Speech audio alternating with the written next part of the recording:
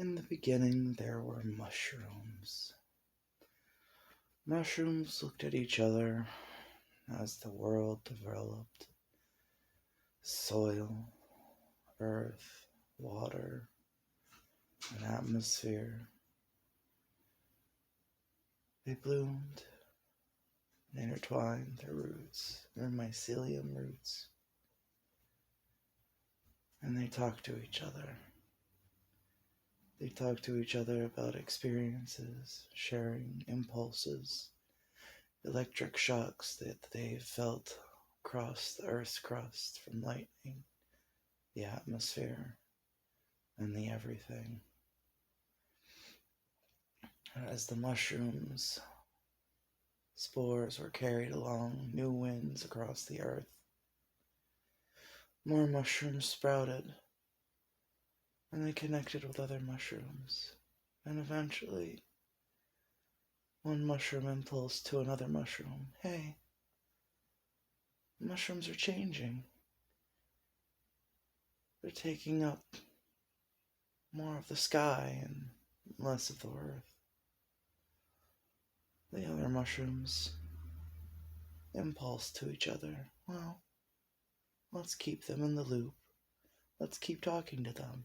So, as trees grew up and up, pumping more and more oxygen into the atmosphere, they never forgot their roots, and then they connected to the mycelium.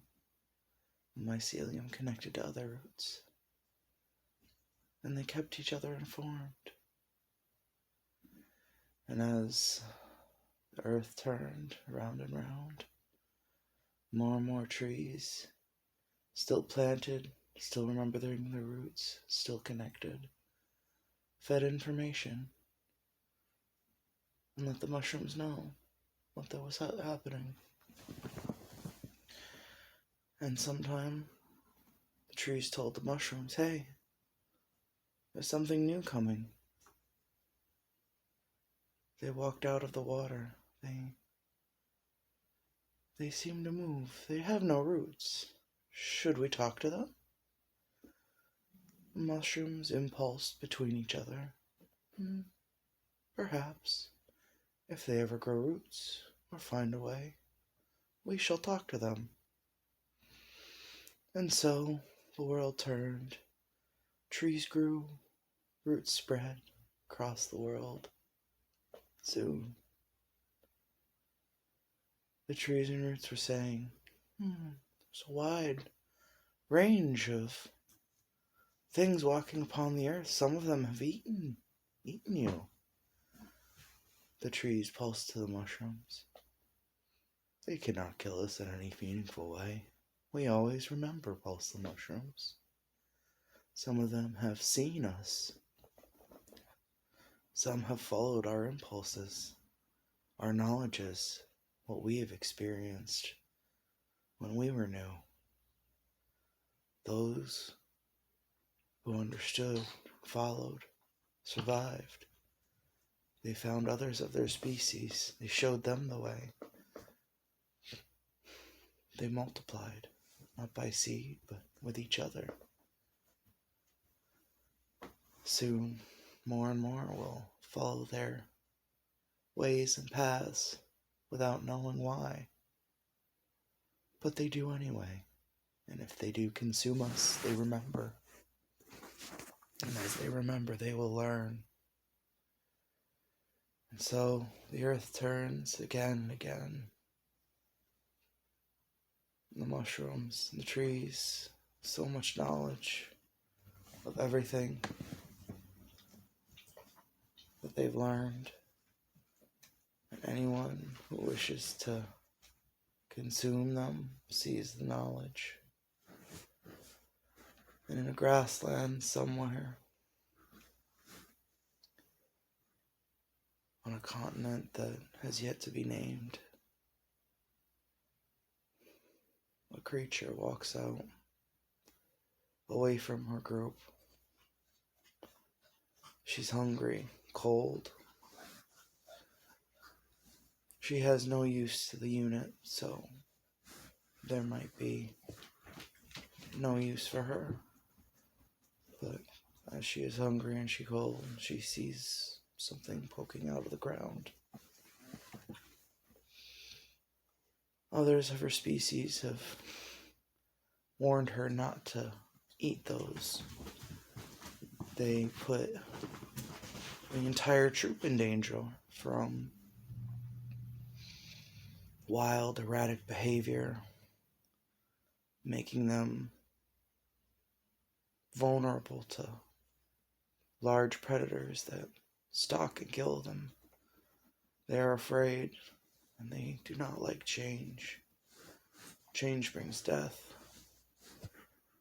Though she is about to die of hunger, so why not? She consumes it. She lays back. She's still cold and hungry, but she sees the stars for the first time. And they blur. She gets up. She feels different. Her arms feel wiggly. She doesn't know why. She spins and dances, stomps her feet, claps her hands. She wants to hear the world. It sounds different for some reason. Everyday things that she did sound different, feel different, look different. So she grabs 2 rocks. She's banged 2 rocks together before. It makes a sound, but the unit doesn't like it because it attracts predators. But on this night, when she bangs the 2 rocks together, she sees something for the first time. She sees a little spark in between the rocks. And suddenly, that spark filters through what she's eaten. Her roots grow. Golden roots. Roots she can't see. And the earth itself remembers lightning strikes across its face. The world was pumping full of oxygen. What those lightning strikes did to plant matter. What it did to all it touched. So, creature banged together 2 rocks again. She saw it again. She kept those 2 rocks. She didn't bang them together for noise anymore. She knew that would attract predators, but there was something else these rocks did. And the next day dawned.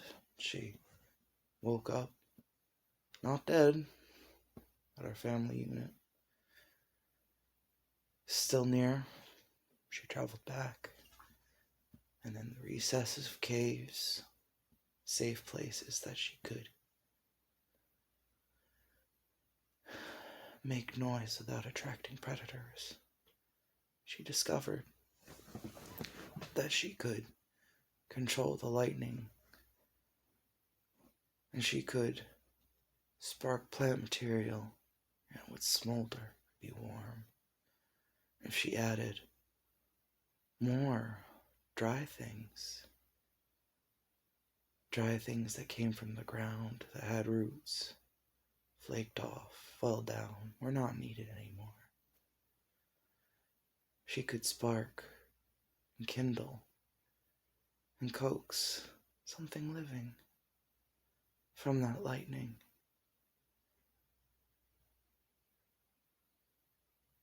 And when her family unit saw what she had done, they did not know what to do, but it was warm. And they knew she could control it.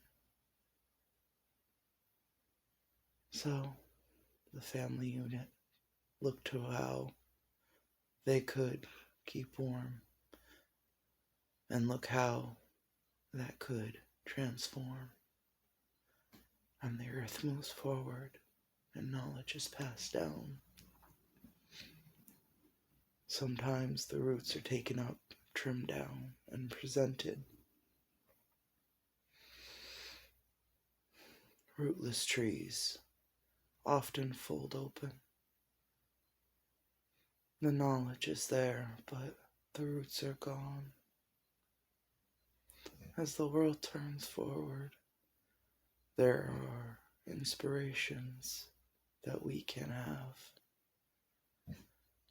The interconnectivity of the mushrooms and the trees. We have the internet. The spore molds that formed as cities do, as the human societies, inspired by the mycelium network, and knowledges lost into time, depending on how deep your roots, metaphysical or otherwise, reach down and feed into the network. Knowledge is lost, is freely traded and given. No knowledge should be monetized. If you wish to connect, you should. And if you can hear the sound of my voice right now, I would seriously be worried about where your life is going.